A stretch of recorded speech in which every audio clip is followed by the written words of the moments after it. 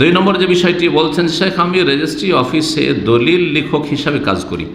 অত্র কাজ করার জন্য লিগ্যাল দলিল ও রেজিস্ট্রার টাকা ঘুষ নেই, মানে লিগ্যাল দলিল করলেও রেজিস্ট্রার কি করে, টাকা ঘুষ নেই। আমি বা যারা লেখক হিসাবে কাজ করে প্রত্যেককে টাকা ঘুষ দিতে হয়, আল্লাহ হেফাজত করেন। এমত অবস্থায় কি করব? নতুন কোনো কাজ নেই, এমত অবস্থা আমি কাজ ছেড়ে দেব? আমি গরিব মানুষ ও লাজুক শ্রমের কাজ করতে পারবো না। জি, দেখেন, হারাম হচ্ছে হারাম। নিরুপায় যতক্ষণ না হবে ততক্ষণ পর্যন্ত আপনার জন্য জায়েজ নয়। নিরুপায় কাকে বলা হয়? মুদ্রার আর কোনো উপায় নেই, কোনো রাস্তা দেখছেন না। আপনি একটা পেশা শুরু করে দিয়েছেন, সেজন্য ভাবছেন যে এছাড়া মনে হয় আর অন্য কোনো কাজ পাবো না, আর কোনো রাস্তা মনে হয় খুলবে না। কিন্তু চেষ্টা করলে অবশ্যই বহু রাস্তা বেরোতে পারে। ওয়াল্লাযীনা জাহাদু ফীনা লানাহদিয়ান্নাহুম সুবুলানা, যারা আমার পথে সর্বাত্মক প্রচেষ্টা চালাবে, মেহনত করবে, অবশ্যই তাদেরকে আমি রাস্তা দেখাবো। অবশ্যই আল্লাহ রাস্তা দেখাবে। ওমান ইয়াত্তাকিল্লাহ ইয়াজআল লাহু মাখরাজা, যে আল্লাহকে ভয় করবে, সূরা তালাক আল্লাহ বলছেন, তার জন্য আল্লাহ অবশ্যই রাস্তা বের করবে। কেবল রাস্তা বেরোবে না। হারাম রুজির রাস্তায় শুধু আপনার জন্য খোলা আছে না, মোটেই না।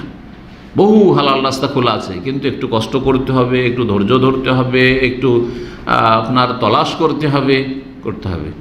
যদি একেবারে নিরুপায় হন তখন করবেন। ন্যায্য অধিকার আদায় করার জন্য, তারপরে ঘুষের বিষয়টিও শুনে নেন আসল মশলা বলার পরে, যে ঘুষ কাকে বলে। যদি ন্যায্য অধিকার হাসিলের জন্য পয়সা ছাড়া হচ্ছে না আর পয়সা দিতে হচ্ছে, তাহলে সেটা ঘুষ নয়। সেটা দেশের ভাষায় ঘুষ হইল, শরীয়তের ভাষায় রাসওয়া বা রিশওয়া নয়, যেটা হারাম। যেই ঘুষখোর, ঘুষ খানেওয়ালা আর ঘুষ খাওয়ানেওয়ালা উভয়ের উপরে যে লানত করা হয়েছে তার অন্তর্ভুক্ত না। পাসপোর্ট করতে হবে, পাসপোর্টের জন্য তদন্তে আসছে, আর যদি পয়সা না দেন, পকেটে কিছু না ঢোকান, তো আপনার রিপোর্ট খারাপ রিপোর্ট দেবেন না? অবশ্যই দেবেন। আপনি জমি জায়গায় আপনি রেকর্ড করতে যাচ্ছেন, পয়সা না হলে রেকর্ড করে দেয় না। ভূমি সংক্রান্ত কাজে অধিকাংশ ক্ষেত্রে পয়সা, ন্যায্য অধিকার আপনার, তাহলে অবশ্যই দিতে পারবেন আপনি, কোনো অসুবিধা নেই, আপনার নিজের অধিকার হাসিলের জন্য।